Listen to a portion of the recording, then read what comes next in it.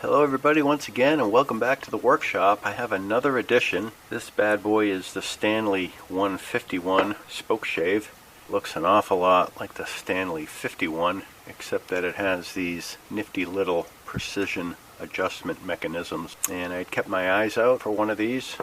Thought I'd like to get one because one of the issues I do have with the 51 is fiddling with the iron takes a little bit more than I think is ideal. And I can't wait to get this guy spruced up. Well, spoiler alert, this guy turned out to be a great user and very handsome. After finishing this project, I decided to break it into 4 videos. Getting this thing into the kind of shape I want, it turned out to be quite an adventure, and I think I did some pretty novel things. So you'll want to view each of them and hopefully pick up a tip or two. The clips weren't necessarily recorded in order, so the flow might be a little choppy. Hopefully you won't be bothered, but at least you'll know why. The first video is a dive-in disassembly. Take a close look at the tool and some of the fun I had getting it apart. So this video is where I rebuild the bed. I flatten and change the angle to prevent the depth adjustment nut from binding. Third video, I tuned the iron and lever cap. And finally, refinishing the body. I removed the rough texture, probably from a poor casting and years of abuse, and painted it up. Other people have commented on this, so I took a close look. And this adjustment screw, the neck of the screw actually engages the iron. So as I turn the screw, you can see the iron's moving. So the iron in this corner is sitting a little too deep, or the screw is sitting a little too proud. But this one, as you can see, as I move the screw, it doesn't move the iron. So one of the things I might want to do is try to find a way to make a correction on that. I'm looking at the bed where the iron sits. There's some schmutz down there. It looks like casting, I don't know what the word is, but pieces of the casting, just imperfections, and to a lesser extent up here. But curiously, when you put the blade on it, it actually rocks. Give you an idea how non-flat the bed is. Well, the good news is that went a long way. This seems to be sitting much more solidly on the bed. This wheel spins freely, and this one is touching the iron. So on the side that's not binding, I can get a 5/1000 between the iron and the bed. I can't get it to protrude through the mouth. And what I've done is I've backed this out to get it out of the way so that it's not interfering with the test. And if I screw this in, so you can see it's really grabbing the iron, I can get a 12/1000 over into there. So it doesn't seem as though this bed here was ever terribly flat, not compared to the iron. So there's 2 trains of thought. I can try to tip this corner here down, and that will angle the iron away from the 2 screws, or I can build up this corner in a way that maintains a flat bed. I spent a fair amount of time trying to resurface this area by lowering this corner and not so much this corner. It didn't seem to make any difference. So I'm running out of patience with that idea. So the next game is I put a layer of tape on the 2 adjustment nuts. You don't need it on this one because the iron's not hitting it. And I cut this thin piece of steel. This is 5/1000 of an inch thick, and the raw stock came from what's called a roofing washer. This is used to nail down through insulation without crushing it. So the goal is I'm going to have some epoxy down on the bed. I'll put this piece down and we'll hold it in place and flat with the iron installed backwards to sit about right there, and we'll hold it all in place with the lever cap till the epoxy sets. And in theory the epoxy will fill the void behind the iron, behind the piece of steel, held out a teeny bit by the painter's tape on the adjustment nut. First thing I'm going to do is liberally wax inside of this hole and this area in general. And I'm going to tint the epoxy, teeny bit of this dye, just that little bit on the tip of the Q-tip. Don't want to get a lot of squeeze out, but I want to get good coverage. Hopefully I didn't screw anything up with that. The iron on. Well, it's the next day. The epoxy has set up. So I took a few minutes to try to flatten this face a little bit more. I can feel it with my finger.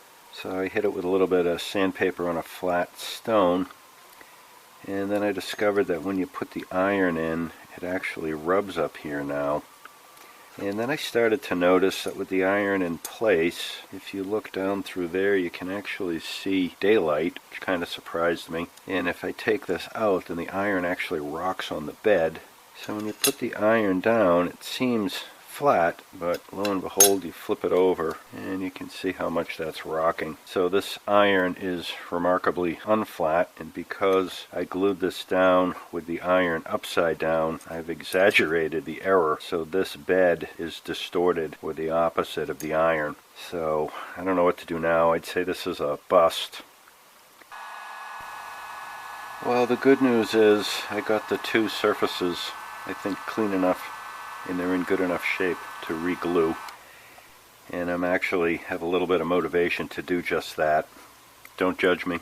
And it crosses my mind that, I've been using this Spokeshave for quite a while and I'm very happy with it. And I know when I sharpened it, got a video on it, but this area here is very shallow. So this iron isn't very flat either. And I'd be willing to bet if I measured this guy the way I've done measurements on this guy, I'd probably find out this guy is probably built to a similar quality. So maybe being focused on flatness isn't really something I should spend a lot of time on. I think the main goal is to make sure that this adjustment screw doesn't bind on the iron.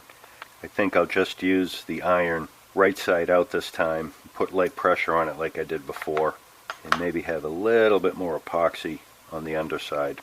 And it'll be a little thicker up by the depth adjustment screws. Okay, that looks pretty good. This time, iron is going to go up. Let's see how that goes.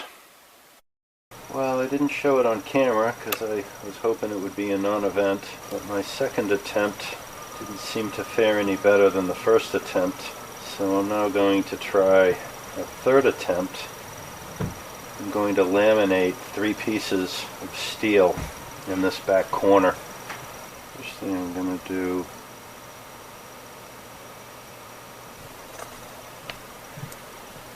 put a piece up here.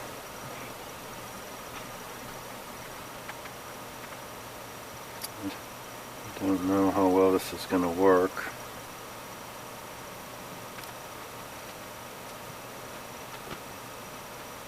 This is the second piece.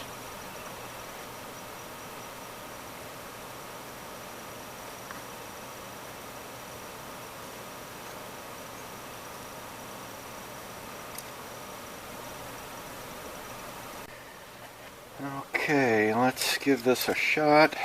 It's been overnight. This didn't stick, which is nice. There's my lamination. Let me take off. And let's see if we were successful. And it seems to sit there and he spins freely. He spins freely. So it took me 3 shots. Well, it looks as though maybe I got there. So I'm happy with how these glued on pieces worked out. I think the performance is right what I was expecting. You don't have any binding on the nuts in the iron. So here's a view of the finished product, and I have to say it not only works great, but if you look at it, I don't even think you can tell that that's a separate piece of steel. So I think it looks as good as it works, so added bonus. Woohoo! Well, with this success behind me, it's time to move on to the next video. Don't forget the first video in this series where I disassembled this guy and go into a deep dive on what it is and what it looks like. Also in the series, I go into a fair amount of details how I sharpened and tuned the iron and lever cap. And finally, I put together a video showing how I resurfaced the cast iron and put a new coat of paint on this bad boy. Well, I hope you got something out of this video and the other videos in the series on this guy. Let me know what you think, and do me a favor, like and subscribe. I have a bunch more videos in the works, and I'm looking forward to sharing them.